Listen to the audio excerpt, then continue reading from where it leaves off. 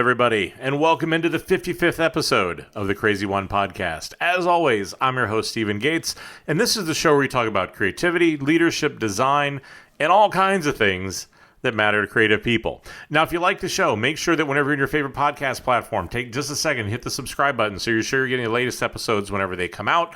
And if you already haven't done it, take just a few minutes whenever you're there. Hit the stars, leave a little review, do something to let people know how you feel about the show. Now, today, we're going to talk about fighting. And this isn't like Fight Club. There isn't going to be a rule where the first rule of this podcast is that you can't tell other people about this podcast. If anything, it's probably actually the exact opposite of that rule. But we want to talk about fighting, knowing which ones are good. How do you pick them? What hills do you die on? Things like that. Now, we keep talking about leadership. This is a topic we keep coming back to because it's complicated. It's more than just knowing the right things to do. We talked about this in the last episode about honesty, that it's more than just knowing it, it's actually doing it. And it's finding the right ways of doing it and the right ways of bringing it to life. And one of the places where I see too many creatives, too many leaders go wrong are knowing what fights to pick and what hills to die on. It's a fine line between being a leader and being a dictator, or once again, just being an asshole. It's an incredibly important part of this. It's an incredibly, I think, important and constructive part of creativity. But there are some things that you've got to think about. There are some things that you have to get right for it to actually be productive. So today, we're going to talk about four things. The first is we're going to talk about the balancing act. How do you actually balance how and when do you fight? We're going to spend a little bit of time talking about just what I said. Why is fighting important? Then I'm going to talk about how do you actually fight constructively? How do you do it so that you actually get an outcome beyond everybody just being pissed at each other? And then spend just a few minutes to kind of talk about what's really going on here. What's the real solution that we need to push for today?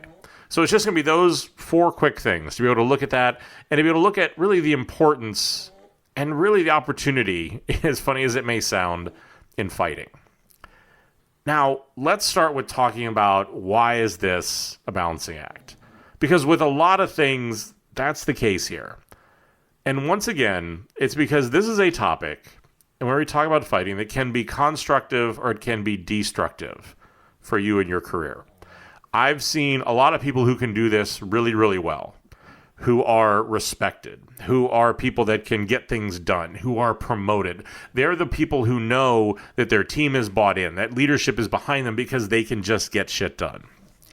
It is a really fine line, and not many degrees away from those people that I've also seen people who don't do this well, who are the ones who are kind of viewed as an asshole or sharp-elbowed. A lot of kind of very interesting terms around this. I've seen these people get fired for these characteristics. I've seen their careers stagnate. I've seen a lot of these sort of things happen.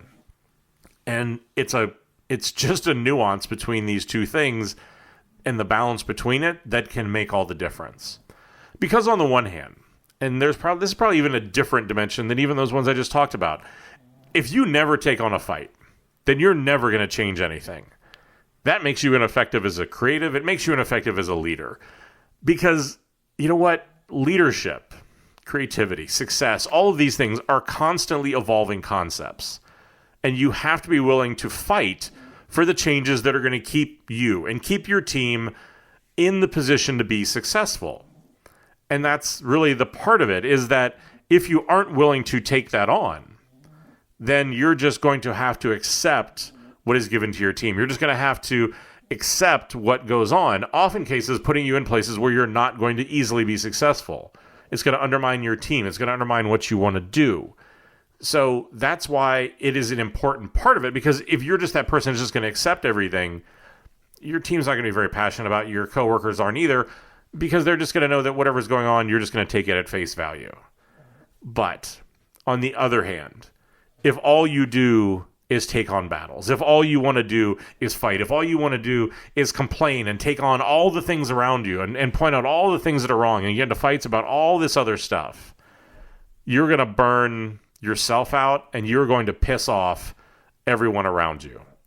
Because there is a reality in this world. There's a reality if you want to be successful at being a creative leader, especially on an in-house team, is that creativity is subjective. There is not a right answer to this. It is not 2 and 2 equals 4. It's a hell of a lot away from that. It's probably 2 plus 2 equals fuchsia. But that's the thing, is that the reason why this is important is because you need the support of your partners, of your clients, of the people around you if you actually want to change things. Because again, just simply pointing things out, picking fights, being the person who says this is wrong, this is wrong, this is wrong, this is wrong. That's an easy thing to do. It's easy to be an asshole. We've talked about this in the past. It's easy to be the jerk who does that. It's easy to be the person who just simply wants to burn everything down around them because they think it's wrong. But then you're the person who points out stuff, but then doesn't actually really even change anything. Because again, you need the support of those people around you. You need the ability to change things. And you need to do it all with the right tone. Because the other nuance to this, the other part of this balancing act, is that even the right message with the wrong delivery comes out wrong.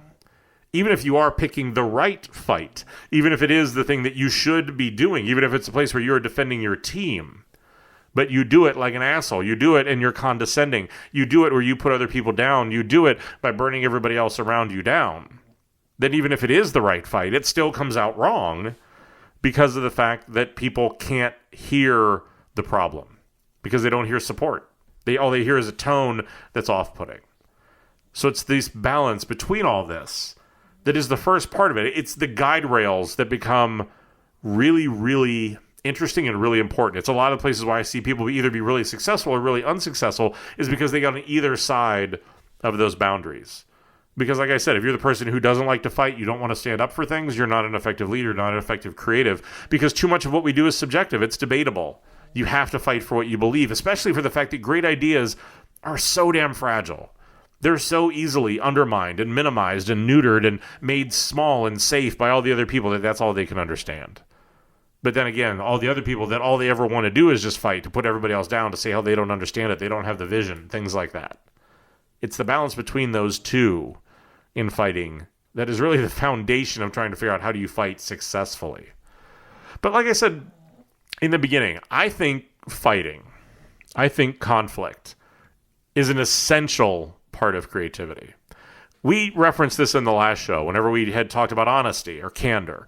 We had talked about the ability to sit down with your coworkers, to sit down with your team, to sit down with your clients, and to have the ability to have an open discussion about what is right and what is wrong.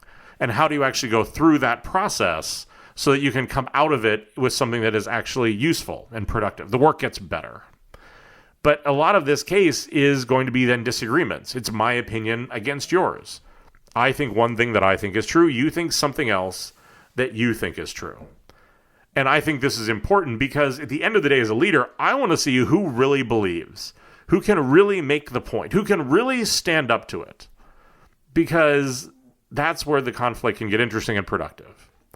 So while this is a tough balancing act, I think that standing up for yourself, fighting for you, fighting for your team, fighting for your work is critical to your creativity, to your leadership, and at the end of the day, at least whenever it comes to me, it is critical to your frickin' sanity because things need to get better.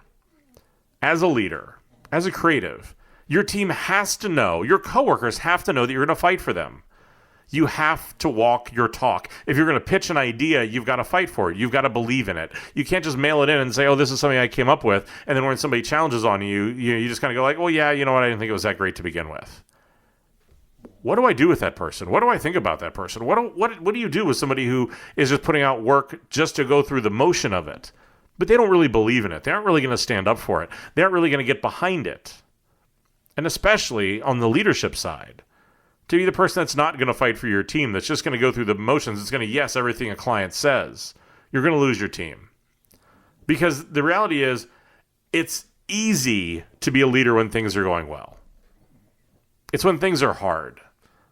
That's the moment when leadership is made. When people see the type of leader that you really are. Are you going to walk your talk? Are you going to fight for the team? Are things going to get different or better? This can be, as a leader, also the most humbling. the most frustrating moment. Because even if you want to fight for it, you're not going to win all the fights. You're not going to be able to get it all done. You're not going to be able to do that. But in that moment, the ability to be able to go back and be honest with your team, to say that you had the fight. We didn't get everything, but we got something. This is where we are with it. People aren't always going to understand it. This is where, in a lot of cases, I say, and it may sound like a bit of a downer, there are aspects of leadership that are incredibly lonely because you're the only one that know the fight that you went through. And in many cases, if you're doing your job right, your team probably shouldn't know about at least 60% of the fights that you're having because it's stuff that it would affect them if you let it go, but you cut it off at the pass. You handled it. And that you didn't need to go back and say, oh, hey, guys, here's something you weren't involved with, but this is a fight that I took on, and look how great I am. That's not authentic leadership. That's just kind of bragging about stuff that, because you want credit for it. And there are moments for that, and there are times to do that. Stick it in your year-end review with your boss or whatever it is, but understand what that is. But I've also found that it's important on a personal level because I can't stay happy. I can't stay sane in a broken system or a broken situation where I feel like I can't excel. And that so much of what it is that we're doing, so much of it is that what we're up against, especially as we talk about sitting in the era where creatives have the possibility to change things at a scale at which we have not seen since the Industrial Revolution. It means that we're going to need to go pick a lot of fights. It means we're going to need to go change a lot of things. It means that we're going to have to butt our heads up against a lot of stuff. And I know that if I don't fight, that if I don't change things, then my inspiration, my position, my possibility will very quickly turn from inspiration into frustration. Your team will be in the exact same situation. Because it's one of those things, and I use this phrase more than I would like, but in too many companies and too many teams, I see stacks of pink elephants. Problems that everybody knows about, problems that everybody knows that are broken. And instead of facing them, instead of trying to change them, and it doesn't mean you have to take them all on at once, but instead of at least picking out one of them, saying, look, this is the one. Maybe that one right there in the middle with the weird eyes. That one. That's the one we're going to go after. That's the pink elephant I want to go take on. Because things need to get better. Things need to change. I'm not going to be able to get through all of them at once, but that one, that's where I'm going to start. Because I need to start changing things. I need to start making things better. Because if I don't do that, if my team doesn't see that, if they can't participate in it and help and be a part of what that is, then again, that optimism, the hope, the potential, that inspiration turns into frustration, apathy, uncaring, and the willingness to just simply walk away from whatever it is that you've done or whatever it is that you've built because of the fact that you don't see that light at the end of the tunnel. Or worse, you think the light at the end of the tunnel is actually now a truck. But it happens all too much. But this is why what we do and for so much of leadership is important. But the other part of it that is important is that we can all easily think. If you took a second, just right now, think of how fighting at work has been bad for somebody's career. It's been bad for a team, bad for everybody else around them. One of those moments where they were that person who just liked to pick a fight. They were the person that just liked to cause shit. They caused everybody else around them so much stress, so much work, so much other stuff that didn't need to happen. Because they just wanted to be right. They wanted to point out a problem. They wanted to do whatever it was.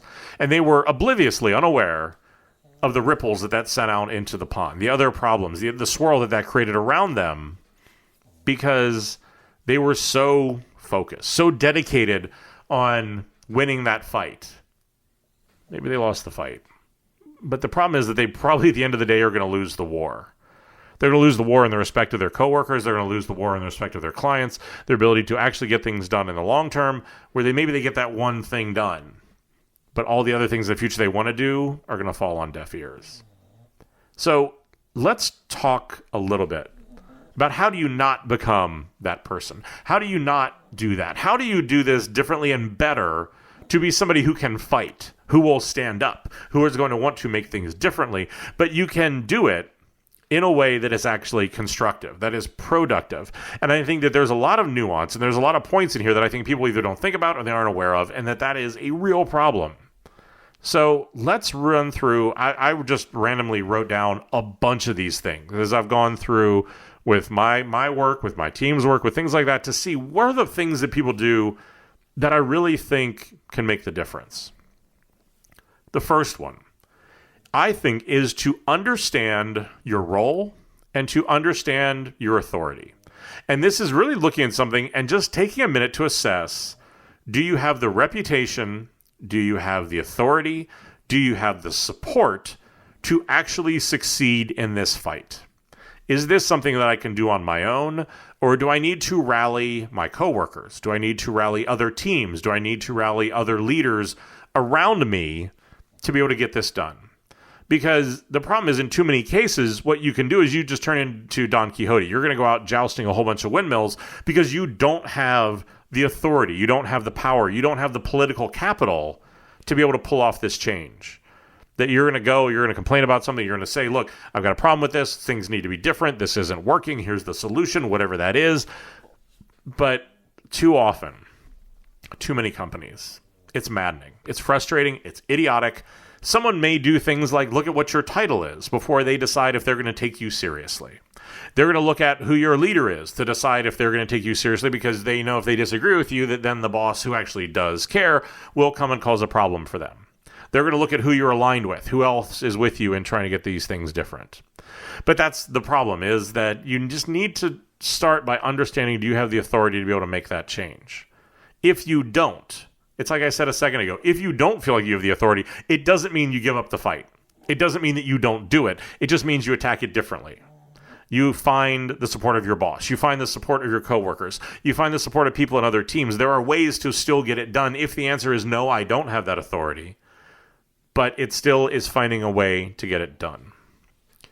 The next one, and this one goes back, again, to the last episode. I think these two are a little bit of yin and yang. As we talk about candor and we talk about fighting, they're going to be interrelated in certain parts. But it's asking yourself, how important is this problem? Is this thing I want to go fight about?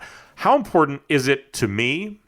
Is it to my team? Is it to this company? Is it to the potential benefit versus the potential harm that it's going to do to me, to my team, or to anything else? Because the reality is that there are costs to going against the grain. And you've got to make sure that it's worth it. Now, if you can do this enough times, and if you can become successful, the times where you will initially be deified as being crazy, you will be deified as being the person that rubs everybody the wrong way, who wants to pick these fights, who wants to do things differently. The funny part is, whenever you find success, they will then very quickly seek you out for that very reason, because too many people have become comfortable with the status quo.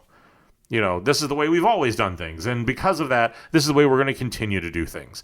They say it like somehow it's a positive, while in your head you just want to start screaming and run around and slapping people, because you know that it's the very thing that's holding the work and this entire place back, because that status quo is actually allowing everybody else to just kind of get away with crap work. But think about that. Is this really an important problem? Is this really something that's going to be worth it? Is it, as one of my friends would say, is the juice worth the squeeze?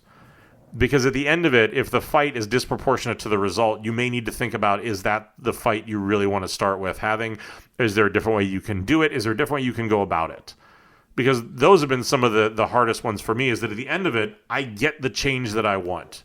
But the road took so long. The cost was so high on me mentally, emotionally, inspirationally, all in political capital and all these other things, that yes, I got the change that I needed, but the cost was just too high. That I should have taken on something different. I should have stepped back, or I should have found a different way in, because it's like I said, the juice wasn't worth the squeeze. The next part, and this is the interesting part, because I think part of what this is going to be is about how do you have a fight that is not emotional.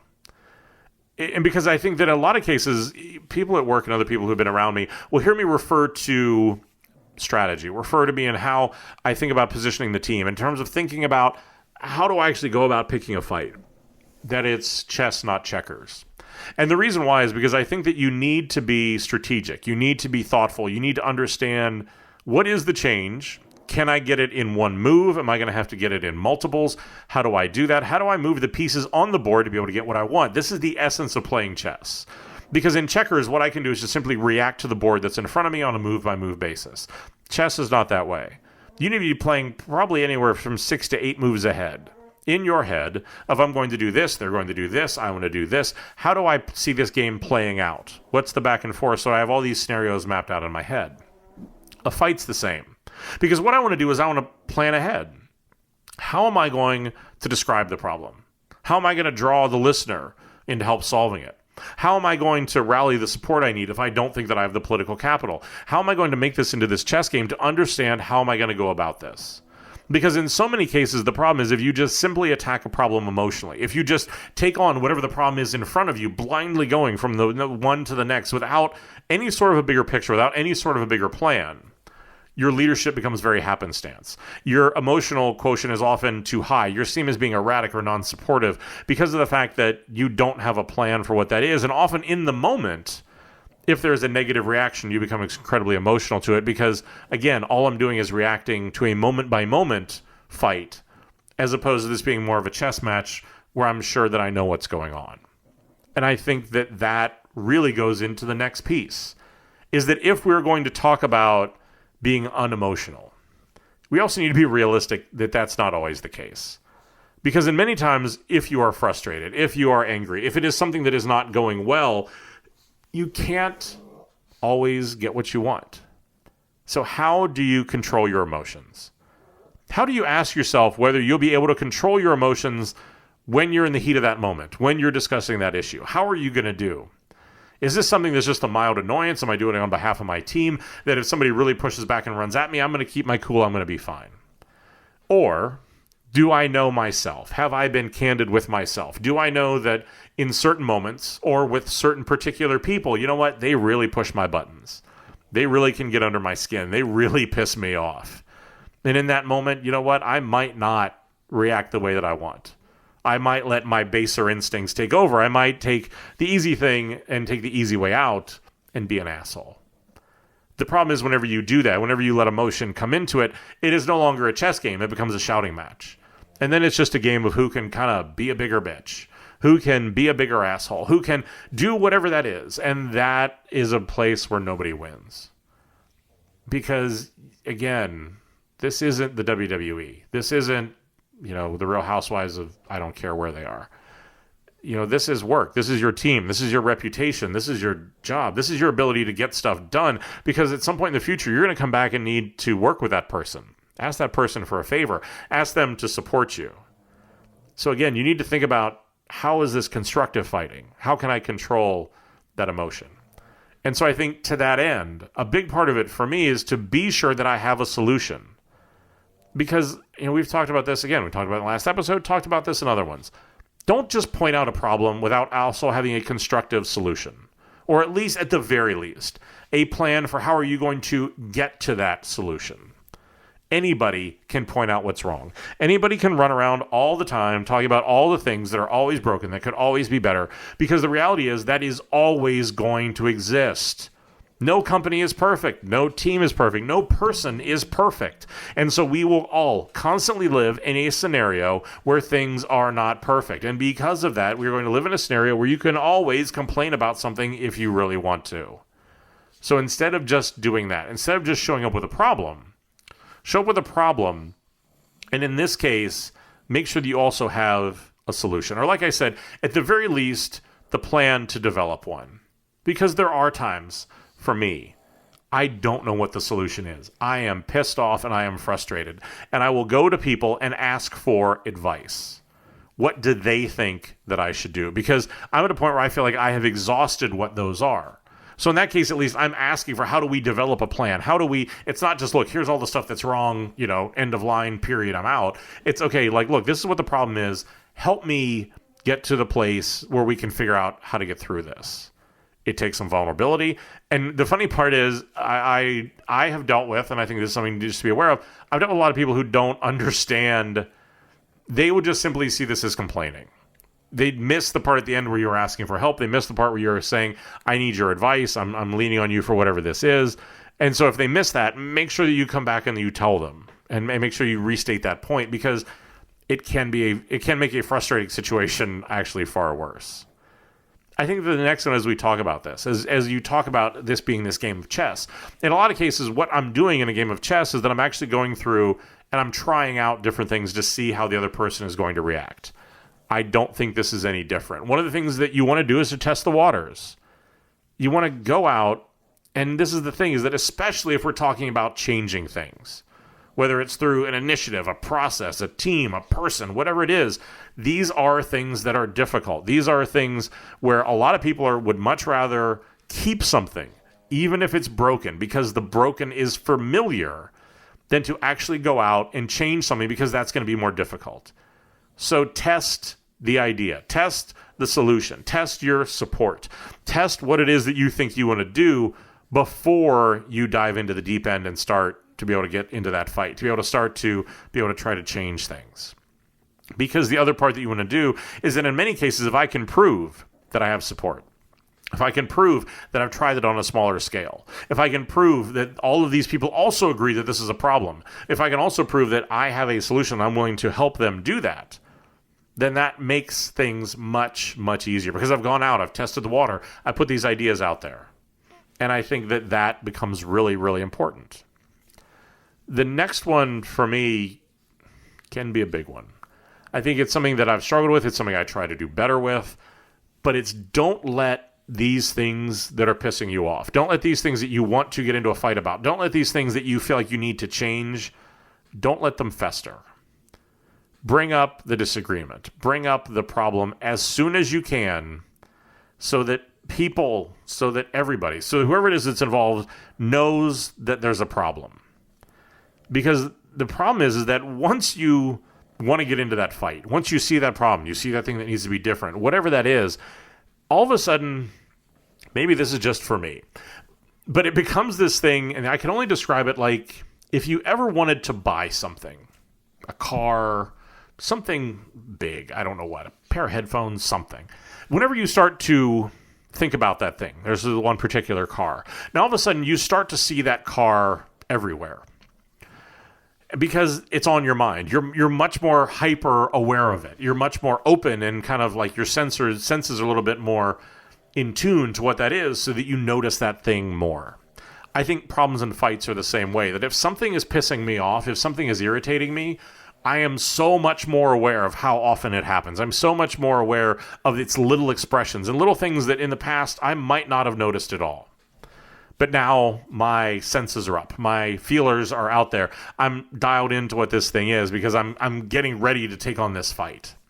And the problem is that if you let that fester, if you sit on it too long, it becomes really destructive. It becomes something that really can kind of drive you crazy because now all of a sudden everything starts to piss you off way more than it was before. And that really is a problem. And so I think, for me, it doesn't mean just run out and do it. Don't go have the emotional fight. Don't do what that is. Because as we talked about, you need to plan ahead.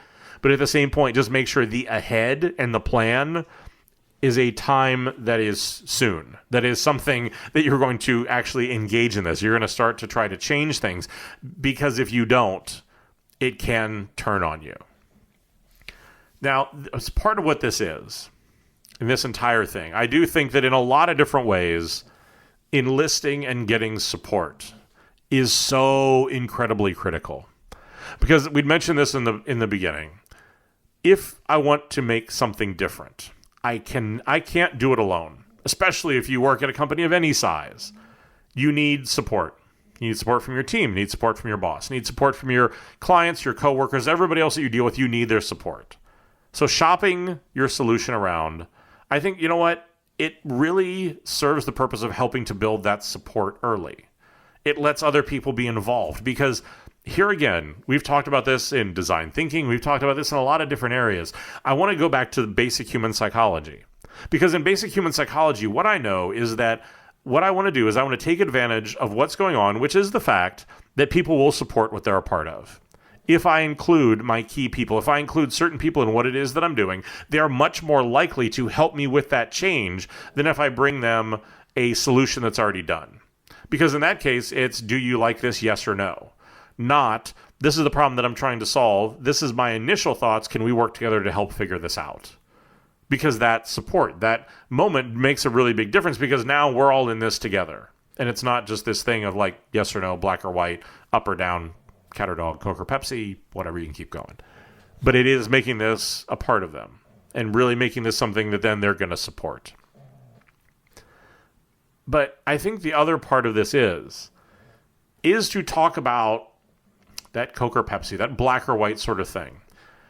That whenever you're going to go pick a fight, whenever you're going to go try to change things, it can't be a binary system of what I want is good and what you do is bad. Too many people make their fights about being right or wrong. It's that black or white.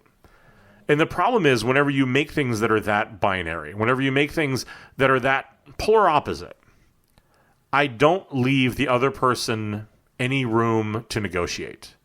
I don't leave them any room to work, because either you're with me or you're against me. Either you totally agree with me or you immediately want to fight. And so I think that part of what this is, and I think this is why as we talk about, making sure that you have a solution, enlisting, your supporters, controlling your emotions, planning ahead, so much of this is creating the gray area between the extremes. Because again, if I go to somebody early, if I try to work with them, it's not just my way is right and your way is wrong. Because, like I said, that forces them into a fight or flight sort of mentality. So you need to make sure that whenever you're doing this, that you're fighting constructively. You shouldn't fight any battle if you can't do it constructively. And that's the thing is, I know there are moments whenever that sounds really logical, but damn it, you just want to clean your claws on somebody. If your goal is to just hurt somebody, express how unhappy you are, you're fighting for the wrong reason. Anybody can do that. Whenever we talk about doing this at work, it's different.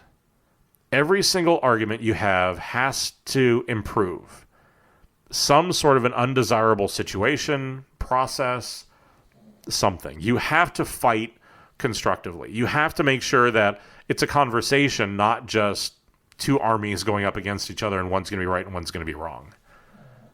Because the thing that I think I've learned is that, over the years, if I'm right, somebody else is wrong. I think this is why my wife and I have been together for 18 years. We've been married for 14. It's not about who's right. Because if she's right, I'm wrong. If I'm right, she's wrong. It's not, nobody wins. Even if you're right, you're not. Because the problem is that everybody loses. And so in these moments, if I want to change something, it's about how do I have the conversation? How do I fight constructively? How do I express the fact that this does not work for me? It's not minimizing that. It's not saying that that's unimportant. But it's at the end of the day, if all it is some big emotional outburst, nothing changes. How do I let this fight be constructive? How do I let it actually lead to something changing? How do I lead it to making things better?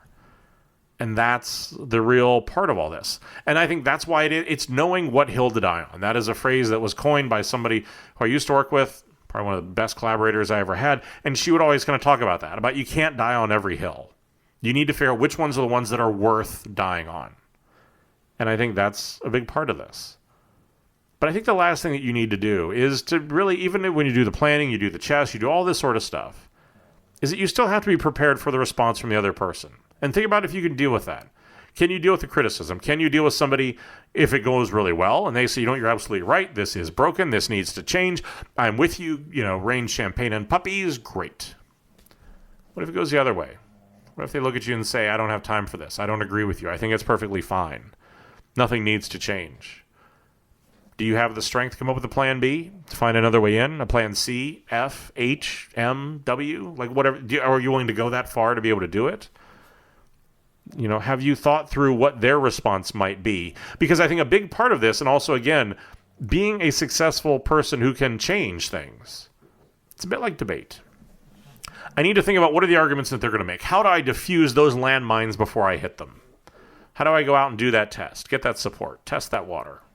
Don't let things fester. Like a lot of these sort of things. So I'm making sure that I'm going through, and I'm getting to this soon, but I'm also thinking about what could their possible responses be? What could they come back? What are their negatives going to be? What are their counters going to be? What are my blind spots on this? And how do I go through and actually do this? So again, that it actually leads to an actual change. Because the biggest thing I've seen over the years is that fights happen. And in too many cases, things get better for a little bit of time. There's some big emotional outburst. I don't like this, whatever this is. We make a couple little tweaks. But it didn't solve the underlying problem. So in a few weeks, what we end up with is more process that nobody wanted, that makes sure that we document whatever it was that wasn't working in some way that has a bit more minutia than what it did before. But oddly enough, the same problem seems to creep back up again. Something still isn't working. People still aren't getting along. The work still isn't getting better. Because no one stopped to understand why this keeps happening. Because I think the big part in all of this, as we talk about what is the real solution to this, is that you've got to get to the real problem. And we've talked about this a little bit before, and we talked about how do you actually deal with problem people and different things like that. You need to make sure that the outcome of any fight is going to change the process. It's going to change the way that people actually think, not just the way they behave. Because that's the problem, is that too often what we're doing is we're triaging the moment, the instance, the occurrence of whatever the problem is. So we're going after the project manager in what they're doing, not actually understanding that the project manager is the expression of the process that is actually broken. We're going after someone's behavior, not after the thinking that is fueling that behavior. So I think it's an incredibly critical part in this, is to make sure that you take that step back and kind of just say, okay, look, is this just one little small thing that, you know what, we're going to yell at each other and we're going to, everybody will be on their better behavior for a few weeks, but then it's just going to come back up? Or are we really looking at what's broken? What's the real problem here? How do we step back and understand on a personal level, on a process level, on a team level, on whatever these different ways are? How do we step back and understand what's the underlying problem? What's the thinking that's really driving this? Because I think that's when I got a lot better at fighting. Whenever I wasn't responding to somebody's behavior and the expression of what the problem was, I was stepping back and saying, okay, this person, this process, this team, this whatever it was, what's the thinking that led to that process? What's the thinking that leads to that behavior? What's the thinking that leads to that approach? Because if I can go attack that, the other thing that it does is that it no longer is personal. I'm attacking a process. I'm attacking a way of thinking. I'm not kind of saying like, okay, this person, I don't like them. It just makes it different. For me, it took a lot of the emotion out of it. And I think that that's a really important kind of part in all this. So let's wrap this up with just 2 do's and 2 don'ts, just to kind of walk away. If this is the big thing that you walk away from, what are the 2 of each of these? I think on the do side, it's make sure that you do have a viable solution, or at least a plan of attack. And you've got to have that in mind before you raise the problem. You can't just be the person that goes in and says, look, let's go pick an emotional fight. Let's just point out there's a problem. You're not going to be successful. But the other thing that we didn't talk about is to also make sure that you do think about and are careful about how many battles do you take on. Because you can run out of political capital. People can run out of patience. You can run out of support. This can be incredibly difficult because your team may want you to solve 10 things. You only have the political capital to solve 2. I think that you need to try to be as transparent as you can about that. They may not always like that answer. You may disappoint them. I would only tell you to get used to it. Because in a lot of cases, in a lot of different ways, even if you want something to happen, it doesn't mean that it will happen. But just to be mindful. Again, play that game of chess about how many of these can I take on at a time? How much capital do I have? How well defended is my position to be able to do this? But on the don't side, don't just rely on your boss to wage your fights for you. Go to them with a thought-out plan. But understand that you need to be the person that brings the change. You need to be the person, at whatever your level is. I don't care if you're the boss, I don't care if you're the intern. You can create change inside of yourself, inside of your team, inside of your process, inside of anything else if you do it the right way and if you're smart about it. But the being smart about it is that you don't want to do this stuff. You don't want to dive in until you've floated that idea past some people that you trust. And you really want to make sure that both of you know really well, what it is that's at stake here, that you understand what that is, but you're getting that unbiased opinion. You have somebody who can take that step back, who has the unbiased opinion, who doesn't have the emotional connection, who isn't that person that might be letting something fester. But I think so much of change is your willingness to fight. But to fight smart, to fight constructive, to fight so that something actually changes. Because people at the end of the day will remember the change, they don't remember the fight. It's the same way at the end of the day, people will know the work, they don't remember the excuses, they don't remember all the other things that went into why it ended up the way that it did. All that stuff gets forgotten. They just remember the end result. This is the same. The only way that they're going to remember the fight is if you did it the wrong way. If you're combative, if you're the asshole, if you're the person who just goes in there without a plan, who is emotional, who just wants to point out how everything's wrong, that's what they remember. They don't respect it, they don't like it, they don't support it. And ultimately, you're not going to be successful for it. So just take some time and think about these things whenever you go in to try to change something, to go pick that fight, to know what hill do you die on. So as always, if you found any of this helpful, take a couple seconds, go over to your favorite podcast platform, leave a review. Click the stars, write a couple words, let people know how you feel. Make sure that while you're there, you hit the subscribe button, so you make sure that whenever the new episodes come out, you are getting those. As always, you can find the notes about everything that I've talked about here. You can listen to other episodes. All of this stuff, head over to podcast.stephengates.com. Stephen is still Stephen, Gates like BillGates.com. If you have any questions, look, reach out to me on social media. I'm on, you name it. Send me a message. Always try it right back as quickly as I can. You can also kind of join up with the community. Head over to Facebook. Type in the Crazy One Podcast. Like that page. I post articles every week. I post weekly inspirations every Friday. You can write to me on there. Ask me questions. Put it out in public. If you want to do that, you're afraid your boss might be on there too, send it to me privately. Don't want to get anybody fired. But it's one of those things where, look, I'm always here to help. If you have any questions, feel free to reach out. As always, everybody down in legal wants me to remind you that the views here are just my own. They don't represent any of my current or former employers. These are just my own thoughts. And finally, I say it every time because I mean it every time. But thank you for your time. I know that time is truly the only real luxury that any of us have. And I'm always incredibly humble that you want to spend any of it with me. So until next time, go out, pick that fight, make that difference. And the whole time while you do it, stay crazy.